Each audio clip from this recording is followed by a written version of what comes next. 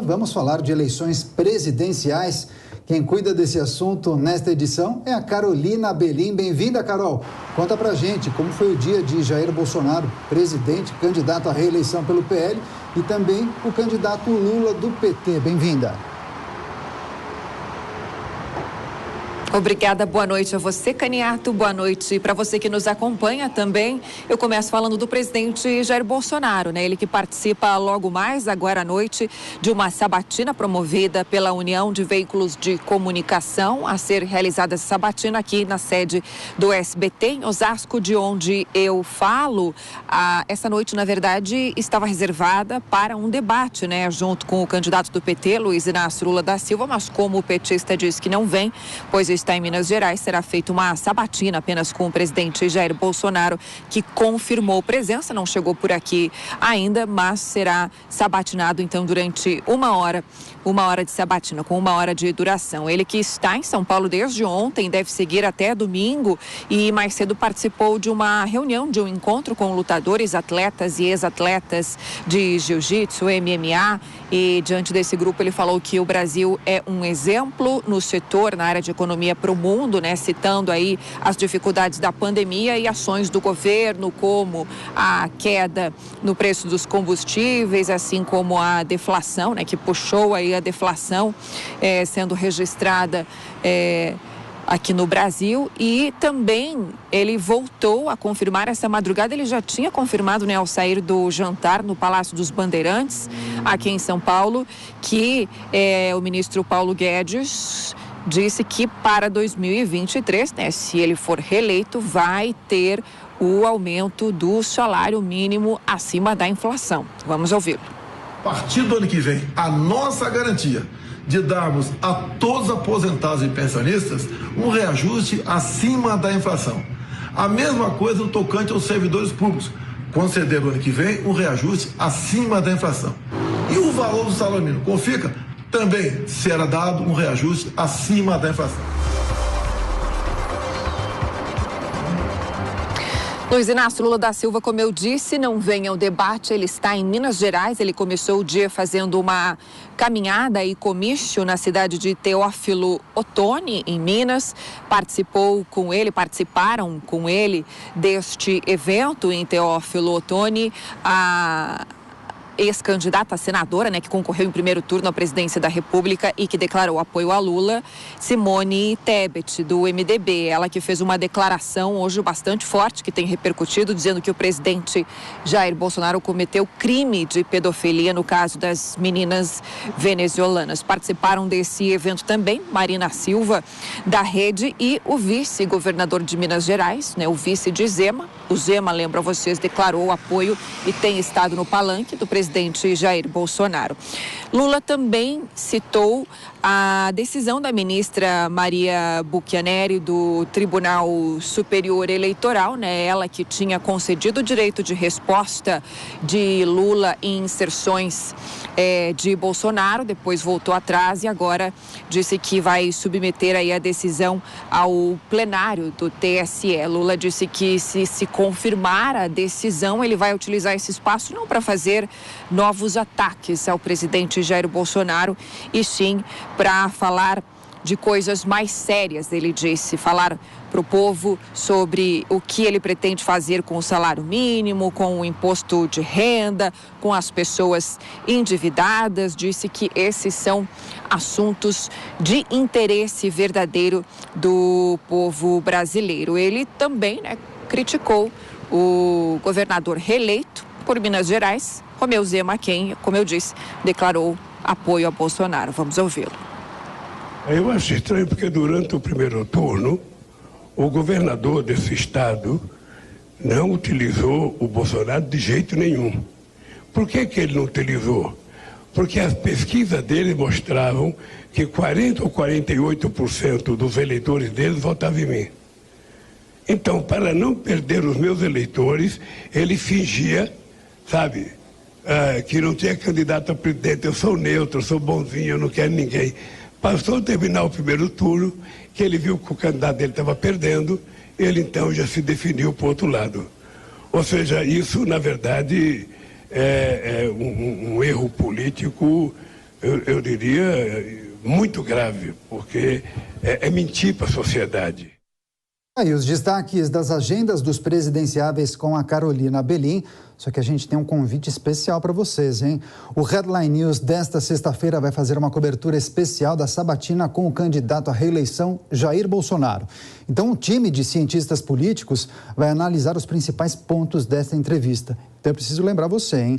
Logo após o Opinião, às 10h30 da noite, imperdível Headline News especial, analisando os principais pontos desta sabatina com Jair Bolsonaro. Quem irá comandar o Headline News? É ela, Lívia Zanolini.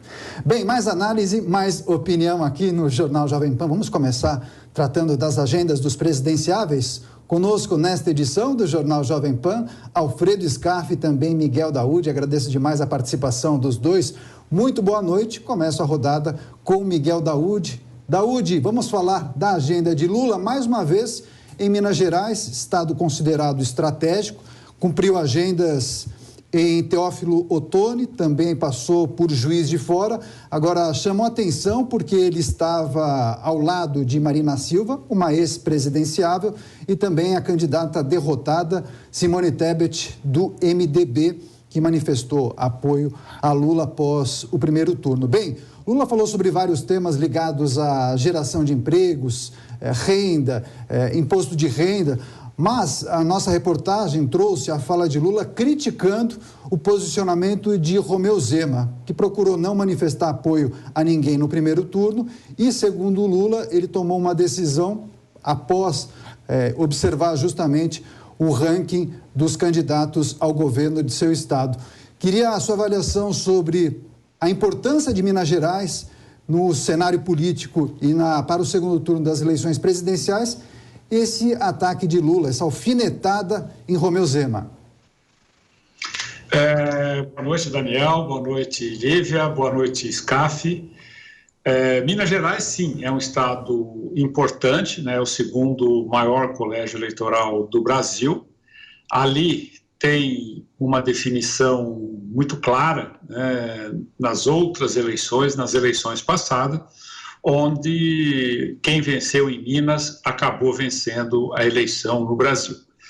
Por que tem esse conceito? Porque Minas Gerais tem dois Brasis ali dentro. Tem um Brasil que é o Brasil mais ligado ao perfil dos moradores do Nordeste e outro dos moradores do Sudeste. Então, é um estado muito importante para a definição. O Lula optou, né, em fazer ali campanha naquela região, levou Simone Tebet, que teve uma votação significativa ali, Marina Silva, que tem um apoio também nas eleições anteriores, se percebe claramente uma votação expressiva.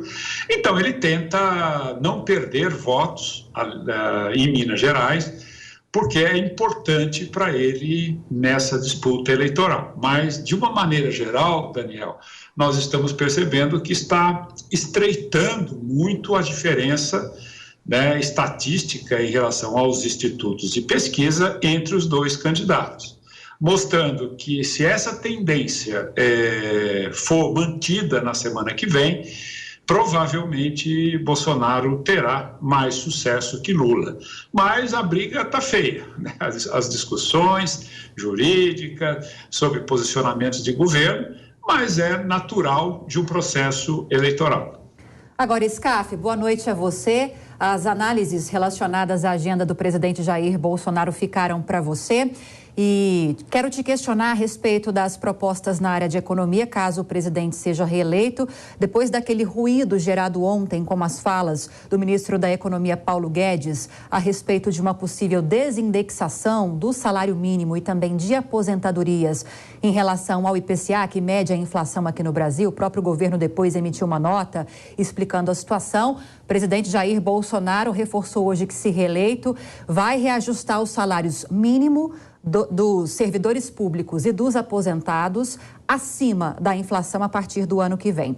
Quero te ouvir a respeito disso, se tem espaço no orçamento tal como ele está hoje para isso e suas expectativas em relação ao debate que virou sabatina do presidente. Hoje no SBT, por meio de um pool que reúne vários veículos de comunicação, ele participar sozinho dessa entrevista é um ponto positivo para ele? É mais espaço para ele expor a sua agenda?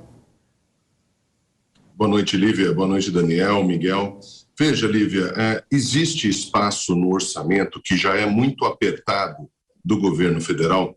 Nós precisaríamos aí de uma reforma administrativa ampla, que já está sendo feita por esse governo, porque o espaço do orçamento que o presidente e os ministérios têm é muito pequeno pelo que o Brasil arrecada, mesmo com o aumento de arrecadação, em virtude que a economia está voltando ao patamar normal. Então, essas promessas que o presidente Bolsonaro está fazendo, elas são possíveis sim, elas são plausíveis, porque as estatais não dão mais o prejuízo bilionário, elas estão dando lucros bilionários. Da mesma forma como o dinheiro do lucro da Petrobras está sendo canalizado para a questão do Auxílio Brasil. Isso é muito importante, o caixa é único, o Tesouro Nacional é único. Então é necessário sim que o governo seja responsável, como está sendo, com a gestão fiscal, porque somente com superávit e com lucros naquilo que o governo faz é que você pode, obviamente, prometer e cumprir aumentos salariais, que obviamente dos servidores públicos, em virtude da pandemia, ficou um pouco atrasado, não tenha dúvida que os servidores merecem esse aumento. Agora, Lívia, com relação ao debate, é muito estranho que alguém que diga que o governo está fazendo tudo de errado e não vá debater isso. Isso não é uma candidatura de segundo turno. Quem quer ganhar uma eleição precisa debater com quem está na situação. A situação está presente, a situação mostra o que fez e a oposição tem que dizer o que vai fazer de melhor. Então eu vejo que o presidente Bolsonaro está cumprindo com o seu papel e, obviamente, esse debate que virou sabatina é, obviamente, um holofote para que ele mostre na economia tudo que foi feito no governo e como é que o Brasil está andando e o caminho que ele deseja para o Brasil no futuro.